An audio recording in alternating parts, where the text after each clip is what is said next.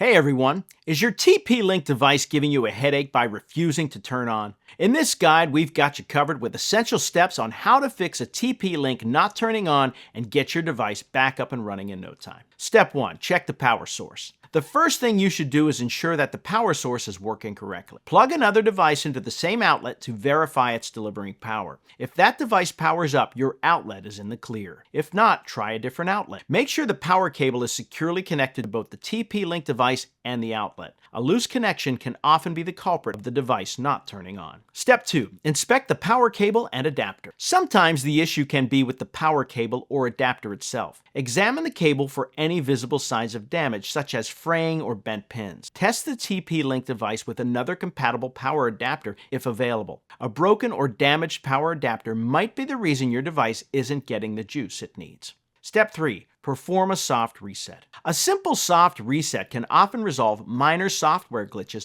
that might be preventing your TP-Link device from turning on. To perform a soft reset, disconnect the power source, wait for about 30 seconds, and then reconnect it. This process can help refresh the device's memory and clear temporary issues. Step 4. Try a hard reset. If the soft reset doesn't work, consider performing a hard reset. Locate the reset button on your TP-Link device, usually found on the back or bottom. Use a paper clip or a pin to press and hold the button for about 10 seconds. This will restore the device to its factory settings. Keep in mind that a hard reset will erase any custom settings you've configured, so be prepared to set up the device from scratch. Step 5. Check for overheating. Devices can sometimes overheat and refuse to power on as a self-protective measure. Ensure your TP-Link device is in a well-ventilated area. Allow it to cool down for a few minutes before attempting to power it on again. If overheating persists, consider relocating the device to a cooler location. Step 6. Reach out to TP-Link support. If none of the above steps resolve the issue, it might be time to reach out to TP-Link support. They can provide more specific troubleshooting advice or identify if your device requires professional repair or replacement. Keep your product information and purchase receipt handy when contacting. Fixing a TP-Link device that won't turn on involves a systematic approach, starting with basic checks like the power source and cables,